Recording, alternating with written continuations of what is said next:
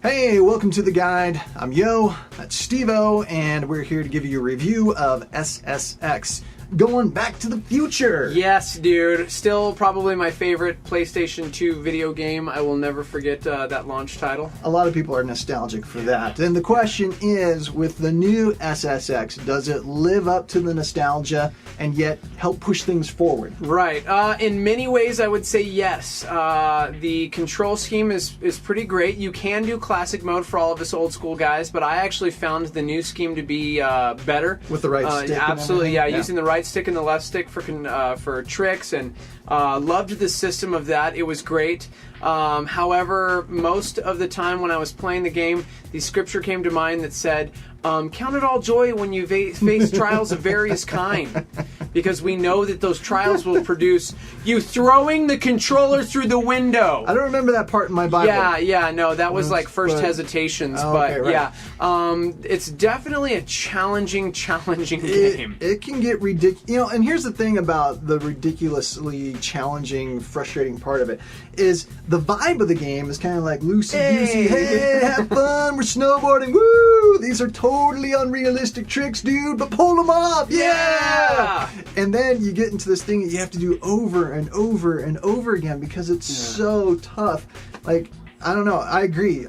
Maybe if the vibe of the game had been like a little more like, this is a serious, challenging video game, I wouldn't have been taken aback at like, man, this is really hard. I want to have fun. Just let me go out and do stuff. Yeah, I will say the first time I got a gold medal, I felt like I'd actually won a gold medal because it's that difficult. So I couldn't believe I actually got a gold. And since then, you know, I've acquired a few gold medals here and there. However, yeah, it's definitely a challenging game. It feels rewarding when you can actually pull it off, but a lot of the things, a lot of the mistakes, a lot of the whatevers, it just feels like random. It doesn't really feel like it's something that you can get better at. It doesn't feel skill based. Exactly. It just feels like it just random happened. chance, and there's nothing you can do to fix, no matter how good you are. Exactly. And that's what makes it frustrating. Sorry about that lava-filled hole right there in the middle of the mountain. What? Oh man. What do you think of RiderNet? You know, here's the thing: SSX, this version of it, doesn't have traditional multiplayer. It has multiplayer. You can play a game with up to 1,000 people. Yeah.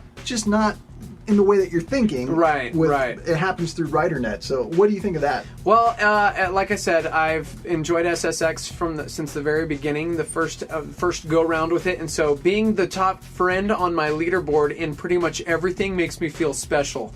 But that's because you have no friends. Exactly. On your leaderboard. However, I do miss out on the actual racing among friends. There's no real multiplayer, and because of that, it's just kind of me. Oh, there goes the ghost that I just flew by. It doesn't have that same like excitement when you race your friends. However, RiderNet, it's basically like Autolog for Need for Speed, where it'll record the times and the achievements of your friends, and then you can compete against those, and it'll instantly update.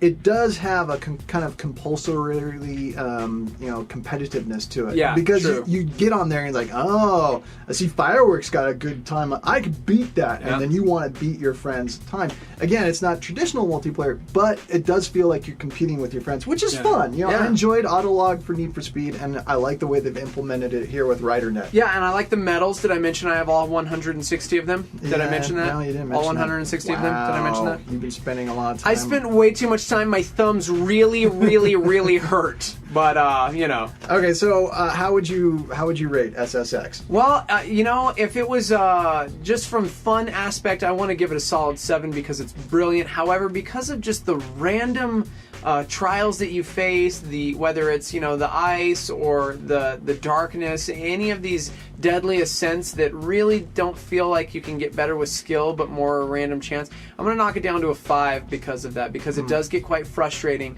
having to redo events over and over in this sense of I can't really do anything to get better at this. It's just I really hope my guy doesn't land in a hole here. I really hope, so yeah, because I would give it a 5.